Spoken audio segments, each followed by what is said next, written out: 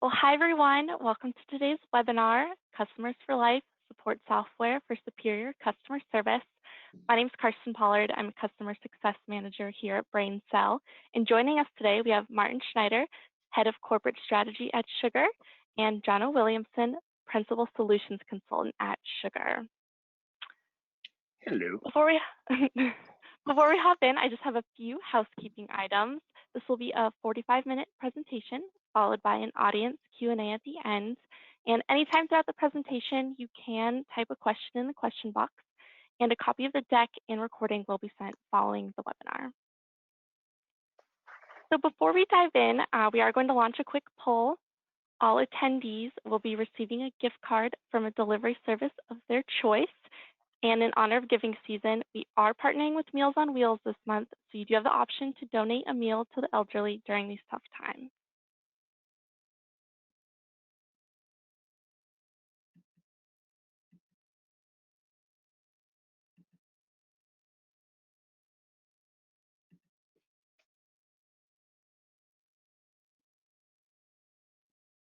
And you guys can go ahead and select an option.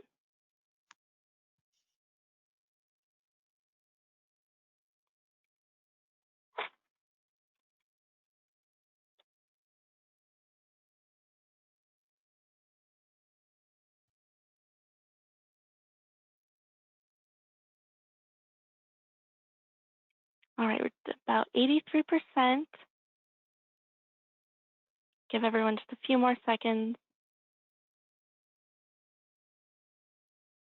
All right. Well, thank you everyone for voting. All right, so next, just a quick agenda. We will be having a fireside chat with Martin, then a live demo with Jono, and an audience Q&A to finish it up.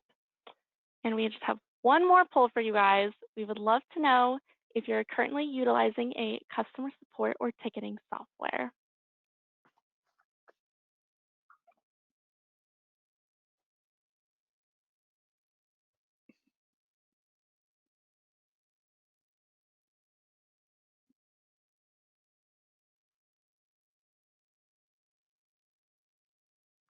All right, and make sure you guys are just selecting those options one more time.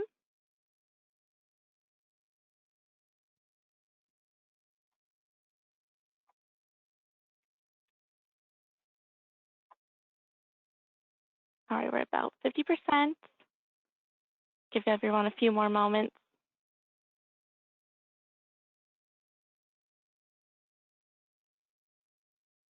All right, thank you all for voting.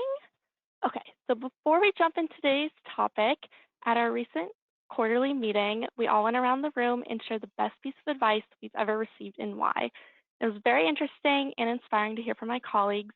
So Martin and Jono, if you both could tell me what the best piece of advice you've ever received was and why. Okay. So I would say the easy one would be when someone I knew told me in, was it 2005 or whatever, to buy Google when it was $96. But no, it's one of my college professors is an Oxford guy, and he had said, Oliver Cromwell once had this quote, and it said, like, I beseech you, and then there's a bunch of other unseemly words. He says, believe you may be mistaken. And what he means is, always understand that, your view might not be 100% correct. Look at potential different views, different viewpoints, and different ways to do things. And when it comes to my role, and when it comes to technology, and when it comes to customer experience and CRM, it's really important to think about that, both from helping our customers see new perspectives on how they might solve problems, whether that's how they do it with technology or people and process, but also for us to go in and not always think that we have the right answer, and to listen to our customers and our prospects and how they're doing things, so we can learn from them as well. And really just in life to put yourself in alternative shoes and take alternative viewpoints. Not always going to be found incorrect. Sometimes it really reinforces that you were right the first time, but it's really important to think that, hey, there's a chance I might not know everything, right? Kind of a twist on Plato's "all I know is I know nothing," but really maybe a little more enlightened than that. That was really good advice that I got think, my first semester of grad school. That's awesome. Jana, what about you? So I grew up in a working class town on the west coast of Australia, and my dad kind of started his career, I think, when he was 14 years old, working on the wharfs, carrying big bags of grain and dumping them wherever they were supposed to go. But he eventually became CEO of a company. But he was always about trying to keep me and my sister humble, and and also be hardworking. So the piece of advice he always instilled in me from ever since I was young was that the world doesn't owe you a living. You owe the world. And so he was always just about working hard and not believing that you deserved anything handed to you. You had to work for it. So I felt like that's worked me well through my life. Yeah, that's great. Wow, I love those. Thank you both so much for sharing. All Sure right, thing. well, let's jump into today's conversation around customer experience. So, Martin, why is customer experience so important for business? Well, why? Because it kind of is the business in a way, right? I mean, if you think about it, when we use the term customer experience these days, we're really it's that blanket term that CRM kind of used to be, right? Where it's the relationship, and it's the relationship that matters. We're moving increasingly towards subscription economy, towards a subscription economy, meaning retention is everything. The relationship is the most important, and how do you foster the relationship? How do you nurture relationships with experiences, with interactions, and whether that's throughout the a sales process, a marketing touch point, for lack of a worse term, or a customer support, a case resolution flow. They're kind of all the same thing, and all that's blending. So it's so important because it is the lifeblood of the business. I mean, nowadays it's so easy to find another supplier. It's so easy to defect as a customer, whether you're a consumer in a B2C world or a business partner in a B2B world. You can, with the internet, with everything, you can find a cheaper product. You can find a superior product. You can do that if you want to put the effort in. The onus is on us as let's call us vendors, so to speak, as sellers and business providers, to make sure that the experience is such that no one wants to make that effort, right? And that's why customer experience is so important. And typically, after someone's maybe made an initial purchase from you or done a registration, something where they're getting into the relationship, making sure that experience stays consistent, it stays as optimal as you can.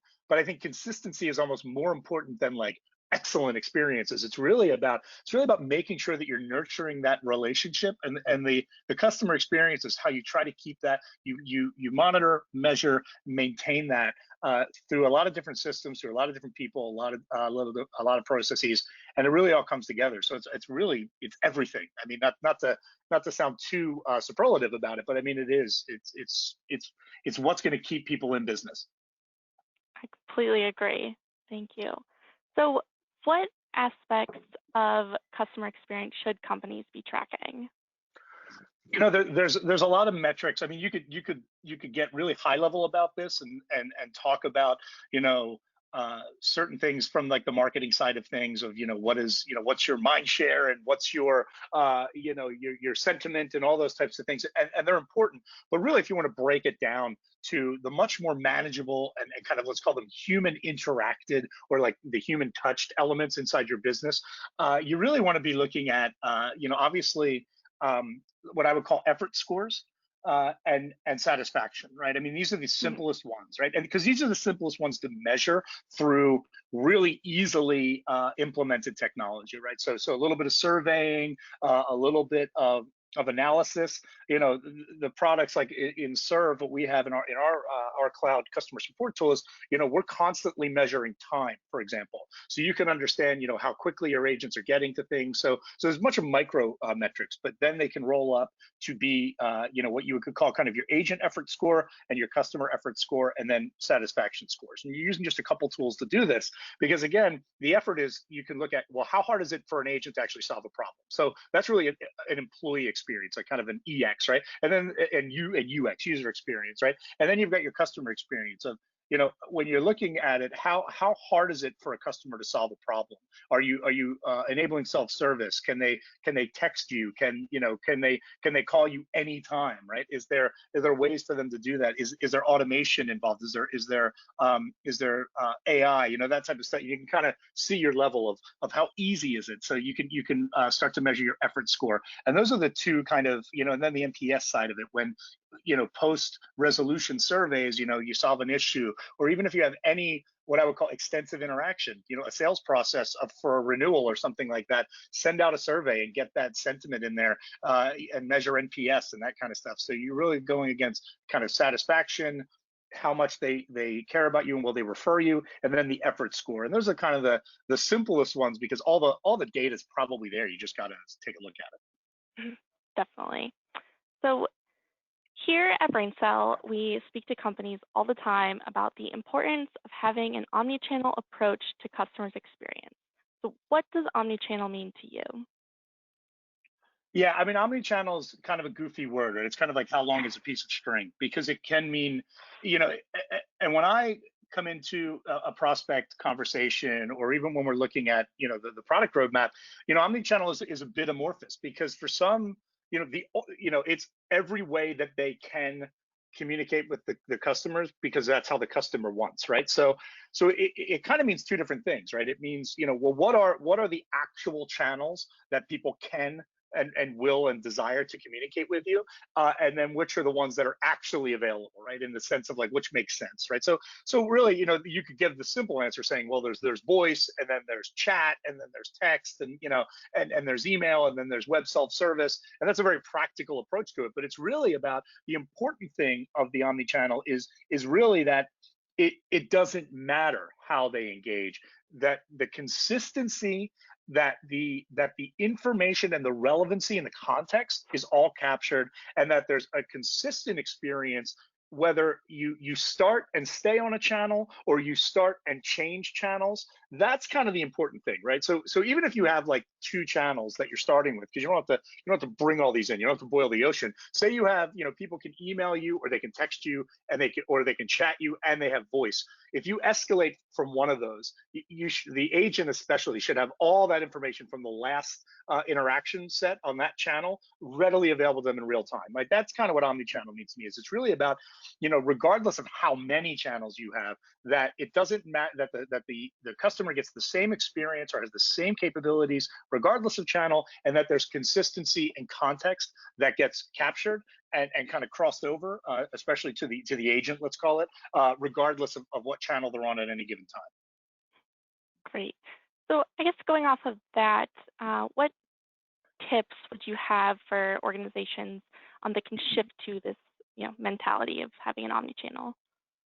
Well, yeah. Well, first, it's, you have to do a couple things, right? Well, one is, first you have to do an audit of your customers, and figure out, do they want this, right? There's a lot of companies out there, especially in B2B and things like, they're shipping parts to people on a regular basis. They might have issues every now and then, and people are fine with emailing and calling you up on the phone. And that's not necessarily omnichannel, it's multi-channel.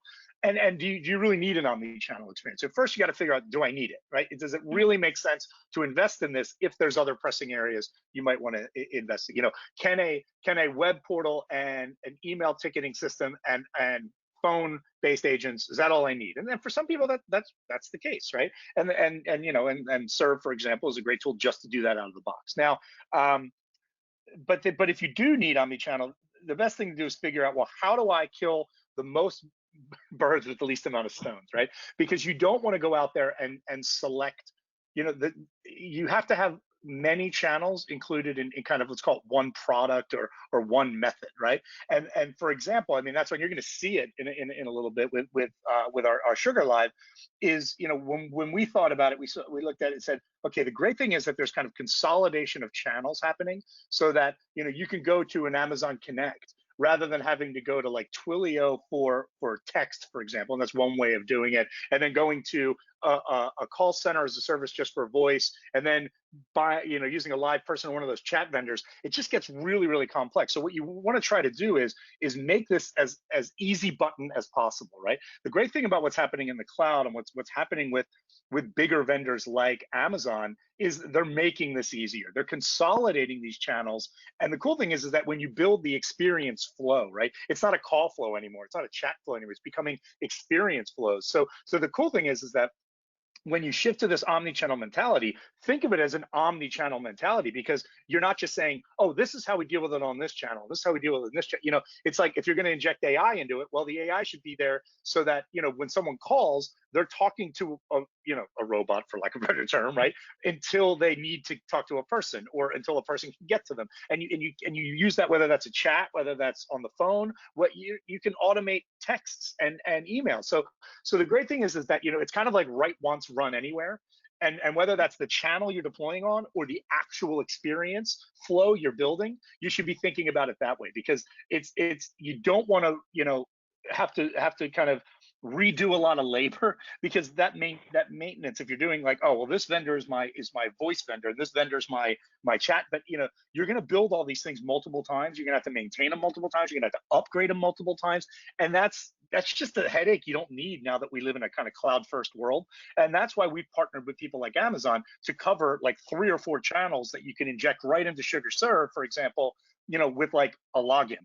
And then you go in and you click and drag your flows, type in a couple responses, pick the voice you want for the chat, for the voice bots and things like that, and boom, you're ready to go. And that's what's really cool. I mean, so it's, by thinking of it as it doesn't matter the channel. Like I said before, if you're consistent across the channels and you have the same experience and you build that experience once, it should be implemented kind of at the same time. It's like omni-channel, but it's also like omni-deployment, right?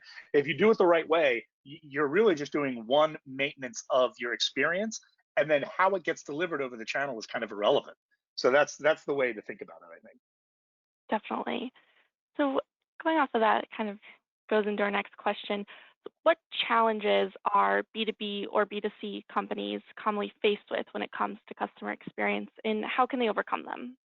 Yeah. So again, it's like you've got certain buckets, right? You've got the first mover disadvantage, right? The people who added like chat vendors who maybe have fallen behind in their relevance, and they're not super AI and they're not chat bots, and now they've just got, it's you need a human person there all the time, and then they've got older voice systems, and and then there's the new people who are thinking, well, what the heck do I do, right? But it really still comes down to silos, right? The biggest issue is either siloed channels, where so almost, the early movers are stuck with siloed channels, right? They might have a soft switch PBX for voice. They might have, and maybe even old hard switch stuff like, hard lines. It's crazy.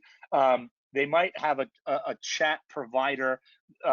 They might have an SMS gateway that's completely separate. So now they've got channel silos. That's problematic in itself. But then what we're still seeing is data silos as well, right? So the problem is, when we think about omnichannel, that's not just a customer support issue. It should be a CX across the whole life cycle of the customer experience, so that if someone is in a marketing experience, especially in a subscription economy where all you're really in this infinity loop, if your marketing system doesn't have an omnichannel capability or can't feed an omnichannel experience, now you've got a data silo. If your orders system and your ERP systems aren't feeding back to an agent so they know who these people are, what they bought, their purchase history, their likelihood of what they probably need, you're not going to have a full view. So it's either a lot of the B2C companies have the channel silo and the data silo. The great thing about B2B is they were kind of laggards in this. So the cool thing is that they probably haven't done anything to be omnichannel yet, or very little. So the channel silo is less of an issue, but the data silo still exists, right? Because they have a sales automation system and a ticketing system, and they're not talking to each other as well as they should. And then they have a marketing automation system who's from another vendor. And it's like, how are these all going to talk to each other so that in real time, regardless of channel, someone can get information from in a self-service way, or an agent can access information to answer problems, move people along, upsell, cross-sell, any myriad number of use cases. So those are the kind of the big issues. And then overcoming them is really looking at the cloud and understanding, okay, well, how do I invest in platforms rather than applications, and leverage the platform so that I'm plugging into what we call CXP, a customer experience platform, or a customer data platform. It's different names basically for the same thing, so that there is that centrality of the data. So the data silo becomes solved, and then the channel silo becomes irrelevant.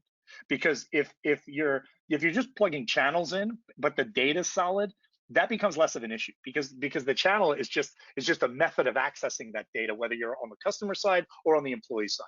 So that's probably the biggest way to think about it, is really understanding that you need a CDP, a CXP, whatever the branding is of it, because that solves a lot of the other problems. And it's the easier one to do, because you can still have channel silos because they're dumb, right? I don't mean that in a bad way. It's like they're not powered by data other than the actual algorithms and the other things in that, but they need to pull from the smart data, which is in the CX system and the CDP, right? So solve the data silo problem, really is what I'm trying to say.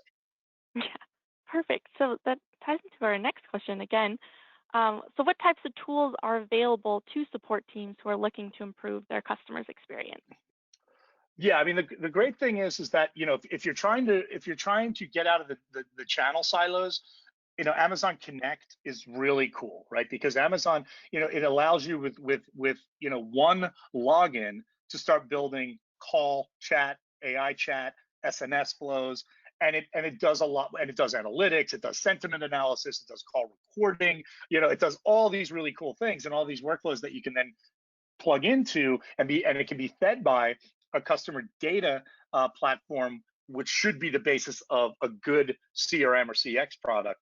So when you look at the two, it's, you don't just want to go out there and buy a ticketing system that can be omnichannel, right? Because then you're going to have that data problem that I said. You're going to have a data silo problem. So when you look at it, you got to look at, a CRM, CX, customer support, service cloud, whatever you want to call it. Got to make sure that that has the ability to be, or to be a platform of itself, be part of a platform of itself, or at least have really, really open, flexible, and unlimited in certain ways integration, so that you do have the full customer history available inside that system, and that the channels are on top of that.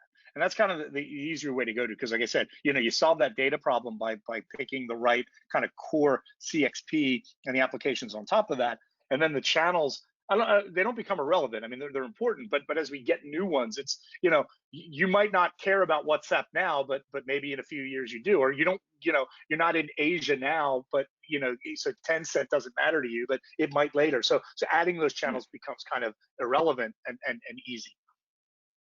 Great, thank you. So tell us what it is about SugarServe, we'll kind of focus in, that you're really excited about right now. Yeah, that's a great segue. I mean, it's the omnichannel that we've been adding. We've been working with AWS and really as part of what we call our continuous cloud innovation strategy for years now. And it's helped us build our unique time-aware and intelligent and predictive CXP. But what it's also done is allowed us to create a tighter integration than any of our peers in the industry when it comes to omnichannel and making omnichannel an easy button. So what we have right now and what we just released in a month or so ago is Sugar Live, right? For example, now Sugar Live is the first foray into making a seamless omnichannel agent experience that allows agents to have the great experience of Serve, where we have our service console, where it's that intelligent case queue that's using AI and ML to make sure that agents are focusing on what matters now, the most important cases, leveraging all of our BPM and workflow for case resolution flows, escalations, alerts, notifications, all that downstream stuff to make sure the actual resolution work gets done, but then also the omnichannel capability. So being able to embed chat, being able to embed voice with literally like zero effort. The only effort you need to do is build any kind of intelligence into the flows, like your IVR, your ACDs, those types of things. And then also we can, in the next couple of weeks, we'll be allowing that chat to be put on our customer service portal. So now you're turning our self-service portal into an escalation area where say I go on the portal and I'm searching and I want to solve my own problem. I've got the best intentions. I'm just not finding the answer. I can go chat to an agent, or I can have a chatbot on there, you know? So the cool thing is, you know, having that ability to really supercharge any of your existing support mechanisms in an omni-channel fashion. Really, really cool, easy button type stuff, you know, from the serve side. All you do is you log in the admin with your Connect credentials, and boom, it's live. It's Sugar Live, right? It's there, and you've got these really cool omni-channel capabilities. We're super excited about that. We're going to be adding more and more Amazon capabilities that aren't just Connect capabilities, like real-time sentiment analysis. So while you're maybe talking or chatting, an agent can be getting some real-time insights saying, you know, they're using words that typically mean, you know, you can always tell by if you're on the phone with someone if they're happy or not, but they might say, okay, they've mentioned a competitor's name 3 times in one phone call, boom, red flag, you know, and here's the playbook, right? So really trying to build some not just predictive and intelligent and insight stuff, but really prescriptive, right? So the next phase of that will be taking all this cool, rich, we call it HDCX, right? High definition CX, because we're getting so much information about the customer in real time through being able to really process what they're saying, what they're typing, not just, you know, demographics about who they are, what their title is. You're getting all this really great information to make better decisions. So it's not just predictive, it's prescriptive as well. It allows us to tell an agent what's probably the next best step to take. So the right now is that omni-channel capability, that data-rich HDCX, leveraging our Sugar Predict capabilities that we have with all of our AI, and really turning that into a prescriptive, you know, kind of not just an easy button, but kind of like autopilot for like an agent, right? Really just telling them probably the best steps to take. And they don't always have to take them, but really giving, you know, prodding people with, hey, these indicators are telling us this, that probably means you should do this, right? And that's, you know, that's where things are headed, right? That's the really cool future of where Serve is going to be. That's awesome. Pretty neat tool, definitely. Mm-hmm. Well, thank you so much, Martin. So now I'm going to pass it off to our SugarServe expert, Jono, who will be giving us a demo of SugarServe, wow, and Harder to Sugar's say than you newest think. feature, I know, and Sugar Live. So you all will get to see it. You just switch it over. I'm just waiting to be able to share my screen. Here we go. Hi, everybody. This is Jono Williamson. I'm with Sugar. I'm a principal solution consultant here. Before I jump into the demo, I just want to explain a few things, because we keep throwing out these words like Sugar Serve and Sugar Live and Service Console, and we've got Sugar Enterprise. And what I've come to understand is that inside of Sugar, we all know what these things mean, but some customers don't. So I want to explain the differences between Sugar Serve and Sugar Enterprise. And I also want to explain what Sugar Live means as well. So I've just got one slide that explains that. So first of all, Sugar Serve is built on the same Sugar platform as everything else, right? It's not like we've suddenly built some completely new piece of software that's completely different. It's built on the same platform, but it gives you some additional things that those of you that may have been using or seen Enterprise have used don't have today. So all the existing functionality from Enterprise, it still exists in Serve. You don't lose anything, you just get a little bit more.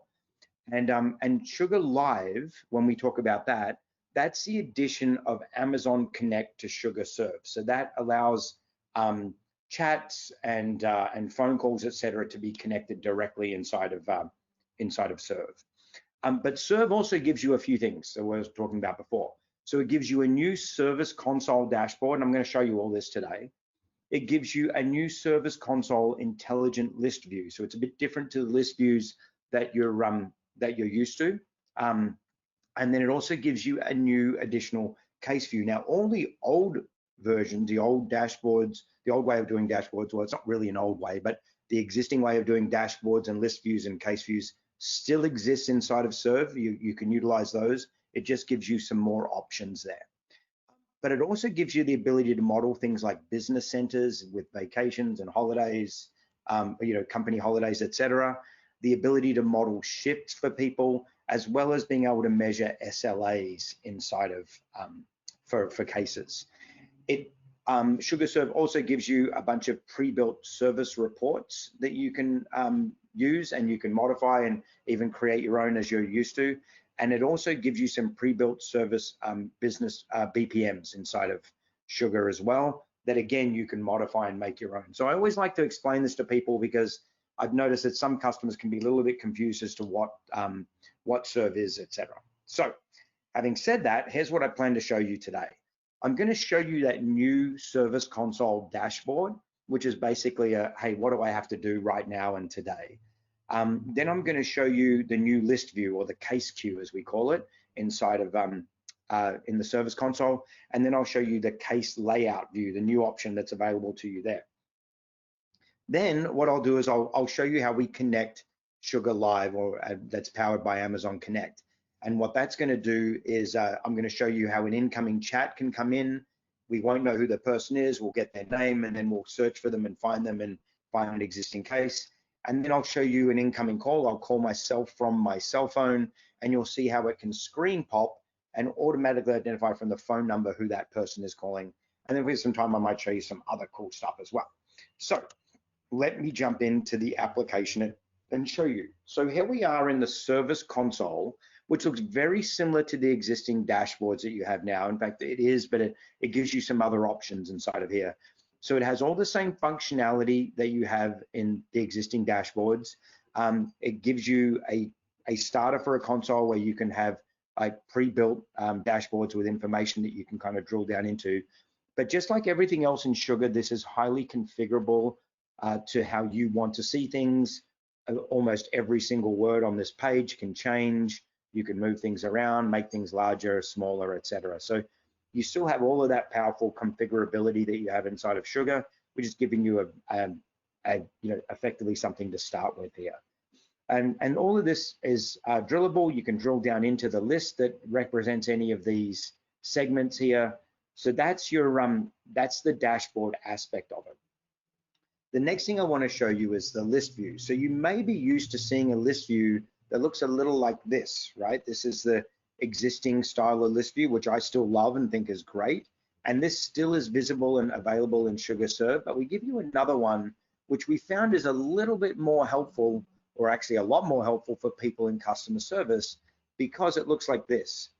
So a couple of things you may notice: you now have the ability to do multi-lines in the list view, which is really helpful. You can get more information there on the screen, less scrolling around for agents, and this is really important as well, because we have found that when you are an agent and you're working with people on the phone or on a chat or whatever, it's really, really important to present information that they need to see with less clicking around and scrolling.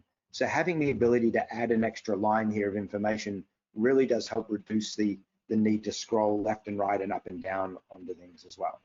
So this is also an intelligent view where you can go in and where it will automatically list the things at the top that it believes you need to work on next as well. And there's ways to configure that, which is pretty neat. So rather than having to sort of go in and change filters and stuff like that you had to in the old list view, it's you're able to put in that intelligence to say to the agent, hey, this is what you should work on next. So that's two of the new views. The next thing I want to show you is the new case layout. Before I do that, let me just remind you what the old case layout looks like. It looks a little bit like this, where you have the case, data here. You have this intelligence panel on the right-hand side, and then down here you have all the ability to look at all the calls and all the meetings and all the emails, etc., into separate modules there and expand out. And again, like I said before, this is available in that you can still utilize this view if you need to, if it's relevant for you. But we also have found a new view is really helpful to our customers, again, to reduce that scrolling around or going to different locations. And here it is. This is, again, configurable like everything else inside of Sugar. So now we use this tile view. In this instance, I've got 4 tiles, but there may be times when you need more than 4 tiles, or you want to make things larger or smaller. You can drag and drop and expand these things out to make these tiles larger. But the case, this is an example where we're looking at the case here, and then the related information such as tasks and contacts and documents are here in tabs. If there's a business related to this or the account, you can see that information here. And then the comment log, which is quite neat, where you can go in and this is an internal chat effectively, right? So where you're able to go in there and call people out and say, call someone and say, can you help here? So I'm just adding Melissa there, and Melissa will get an alert stating that that Jono mentioned her in a chat, and she could drill down into this case and see what's going on here. So this is like your internal collaboration for this particular case, right? And then another really neat thing that we've done as well is being able to put all of the interactions in one place. So the old way we had a separate module for calls and a separate module for meetings and a separate module for emails, which still exist, right? That's in there. But now we just roll all that up together, so you've got one place to see every interaction, and you're able to directly from here create new emails, send people messages, log calls, create notes or attachments. So all your interactions are in one place, and you can expand out and see what that information is. If in the case it's an email, so you can see all the data associated with that. So again, the reason for doing this is what we did is we listened to a lot of our customers, and they wanted to find more ways that they could reduce the navigation and scrolling around, and would have put more information in one place for their agents. So not only can they resolve calls quicker, but there's less of that dead time, that dead air on the phone, right? When you're calling up your cell phone provider and suddenly that person goes completely dead silent and you think you got disconnected, and you're asking them if they're still there, and they're like, yes, because they're running around on multiple different screens. So I really like this view and this ability to configure it to make it your own and get that information. So they're the three things I wanted to show you, the three main new things inside of the Service Console. The next thing that I want to show you here is, we go back to this, is I want to show you an incoming chat. And just a reminder, the incoming chat's going to come in. I'm going to go to a website, send myself a chat. And in that case, I'm not going to know who that person is. I'll identify themselves, and then I'll show you how you can look them up. And then what I'm going to do is show you an incoming call. I'll call myself, and in that case, we can use the caller ID to identify that person. So let me go back to the instance. Now I have a little chat site here that I'm going to send myself a chat. But before I do, let me show you the Sugar Live thing. So if you're logged into Sugar Live and you hit this button, it pops up this tray here, and I can make myself available for calls and chats. I can also mark myself as unavailable. I can dial out inside of this as well, and there's some settings behind here. But what I'm going to do is go to this chat and send myself a chat here. I'm going to pretend to be someone called Deke Rivers, and I'm going to start chatting, and it's going to call me, and you'll hear a ringing sound, so I apologize for that noise in advance. If I could type properly.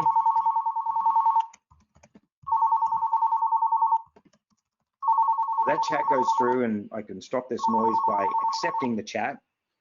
And now I'm in a chat with Deke Rivers from this website here. So Deke Rivers put this in there. Jono is me. I've joined the chat, and I can answer and be like, I can say, hi, Deke. Let me look that up.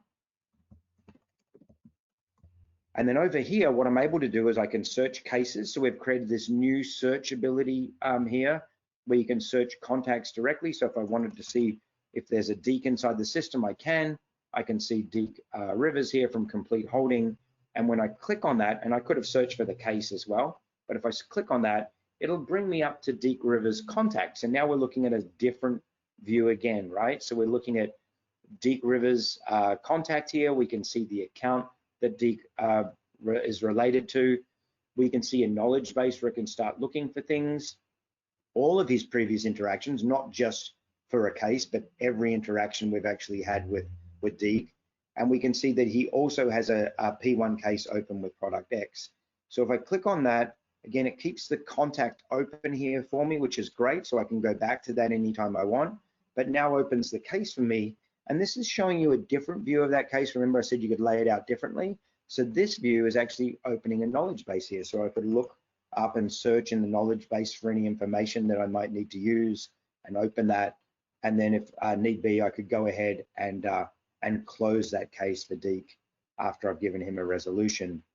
Now, Another thing just to remember is when I end this chat, you know, I could say goodbye, and then I end the chat, or Deke ends the chat, it now stores all of that conversation here and attaches it to the case for you. So we've got the meeting, the message here, and all of that conversation is still there, and I can attach it to the case, I can attach it to the contact, etc.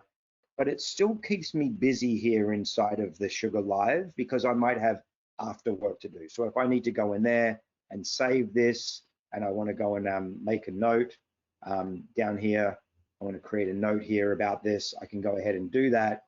And then when I'm done off my after case work or after call work, I can close that and it'll now make me available back in the system here. So that's how we would operate if we were getting a chat and we had to look the person up. So now let me call myself from my cell phone. What I'll do is I'll call myself and then show you what happens when it can use caller ID to identify someone. So I'm going to just hit call here. So now I'll have a call coming in here in a second. And then I answer that call. And when I answer that and accept that call, it'll automatically look up the phone number. And here it is, it found Deke Rivers. And now I'm able to put them on hold. I can mute them. I can, you know, end the call if need be. But I can have this conversation with Deke, look up this information, look up his case again. I can say, hey, that case is closed. He might ask me to reopen that case. So I'll reopen it and assign it to myself. And then when I'm done, I can end that call here. And so it hangs up. I can log the call just like I logged the message as well. So I'll save it and log that call. But also what I'm able to do again is I'm in after call work as well, right? So I can go in there and look up information. I can maybe look up the information that Deke was looking for and send him an email, or I could just compose an email and send it over to Deke and say like, hi Deke, here is the info you needed. I'm closing the case. And then I can go ahead and send that and then go in and close the case. And we're all good. So that's the last thing I wanted to show you. I'm just looking at the time here. We've got some time for some questions. So if you have any questions, please type them in the chat. But that is really the things I wanted to show you there. So just to recap, I wanted to show you, you know, the new service console with the dashboard and the new case queues and new case layout. Show you how we can use an incoming chat, how we could take an incoming call using Sugar Live. And then now we'll kind of jump into the questions, I guess. Is that where we're going next? Yeah, I just have one more question for Martin, and then we'll hop into our audience Q&A. So let me switch back to my screen here.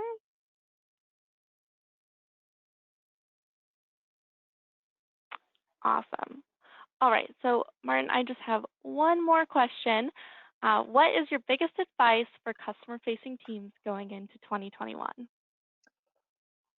Good question. Good question. I think, you know, honestly, it really is, you know, take a look at what's going on around the world. I think, you know, work from anywhere, contactless, all the, you know, post-COVID, during COVID, I mean, you know, all of this stuff is really making us think about how we leverage, you know, communication channels and data, and really you need to empower people anywhere.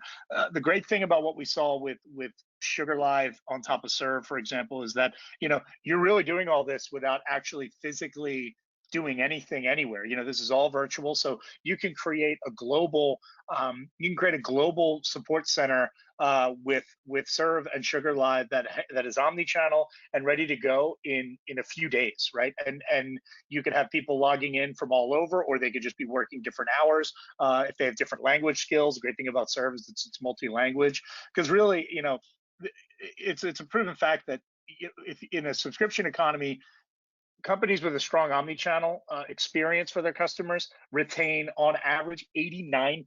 So that's, you know, 9 in 10 customers stick around, whereas that's like 34% or something for those that don't. So you're really, you know, it's the proof is there. I mean, it just makes sense that if you're not thinking about a kind of contactless, fully remote, work from anywhere, highly virtualized or virtual enabled cloud contact center that is, like I said, that's omnichannel, that has a really great customer data platform that's pulling that full data set for the full life cycle and 360-degree view. If you haven't done that yet, I mean, it's, you know, you're already behind, but it's, I mean, this is the best time because the tools are there. It's in the cloud. It's easy to get started.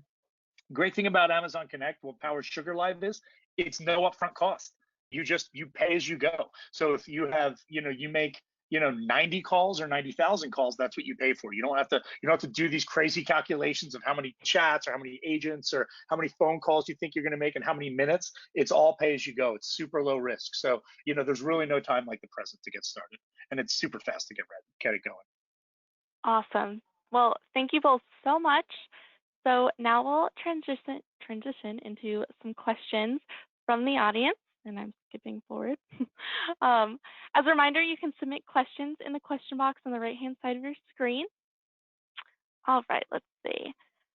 So first question we have is, how much does Sugar Serve cost? Great. So good question. Sugar Serve is listed at, it's 85 per user per month. So it's, you know, out at that, you know, that per agent pricing. That's in the cloud.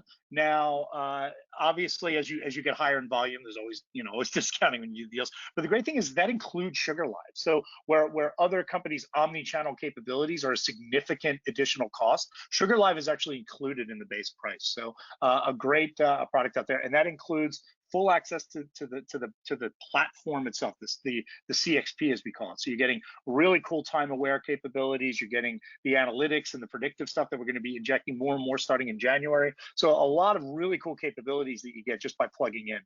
So that's the you know, that's the base cost in the cloud. Fantastic. And you said it includes Sugar Live, so that's amazing. Next question is, what is the lift to get Serve up and running? What was what is the what to get Serve up and running?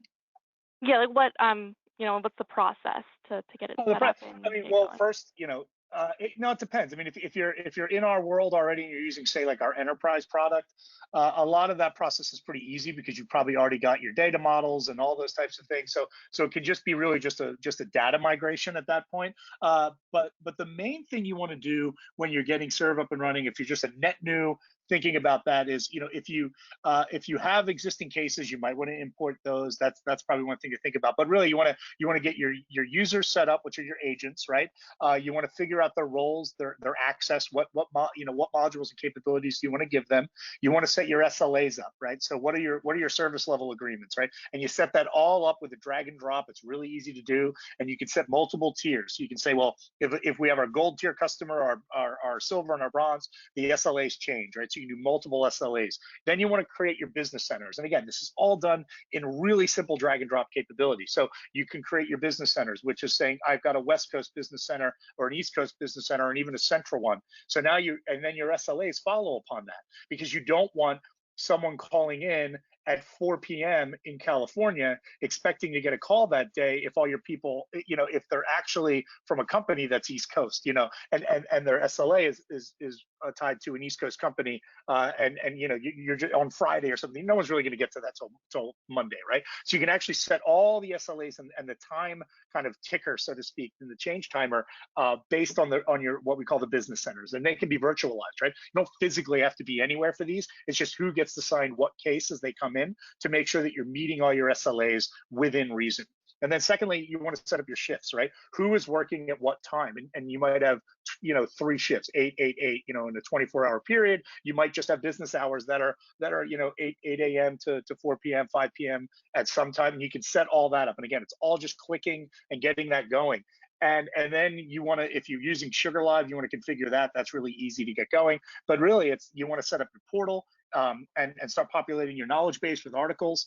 And really, you know, to get basically started, you know, you just set up your inbound and outbound email address, which is probably like, you know, support at whatever your company name is, your domain, and it's that easy. I mean, you're just doing a few things. The hardest part is honestly getting all the what we call the ACLs, right? The access control levels of your agents, and making sure that they're not seeing too much or not enough, right? And then setting your SLA times, right? Is that 8 hours? Is it 4 hours? And some of these are already, policies you already have. Some people don't have them, so they have to figure them out, then put them in the system, and that's what becomes the hard part. But again, this is all just drag and drop, click down, Dropbox, like super configuration in the Sugar Studio, and it just takes a few days really to get all this up and running. It's really just how much energy you want to go and how much you want to do each day. But we've had people moving from the case management capabilities that we've had for a decade and a half in our enterprise product, kind of restarting in the cloud, and they're up and running in a few days. Awesome. Love that. Another question we had was, can you change the sounds of the notifications when a new chat comes in? Well, that's a good question. I've been running off default, and I assume that's the only one we have. I'll look into that, and I will answer that offline. And I will let you know that either A, if you can change it, and B, if not, I'll put it up as a roadmap item, as something we want to create, as maybe a drop down that you can have a ding, you can have a bell, you can have a buzz, you can have whatever we'll think about that. So that's a good suggestion if it's not already on our roadmap. So thanks for bringing that up. Good one. Awesome. Thank you, guys. Our other question was, well, we'll kind of tie into my next slide. So it was, will you receive a copy of the PowerPoint presentation? Yes, you will. So with that, that was all of our questions. So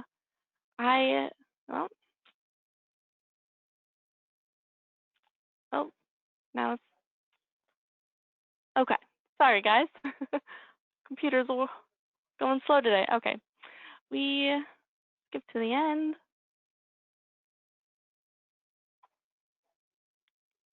Awesome. Sorry, everyone. Technical difficulties, I guess. But just to wrap everything up, I just wanted to thank everybody for joining us today. And before we conclude this Lunch and Learn, we are currently running a special on Sugar Serve. From now until December 15th, we are offering 5% off 1 to 5 additional Sugar licenses, 10% off 6 to 10 additional licenses, and 15% off 11 or more new licenses. So if you're looking to add on additional licenses at these discounted rates, we will provide the link in our follow-up email, which will include the slide deck and the recording. So thank you again for participating, and we hope you have a great weekend and a happy and healthy holiday season. Thanks, everyone. Have a great day. Thanks, everyone. Thanks for joining, and thanks for hosting us, Carson. This is great. Of course, Thanks, thank you both.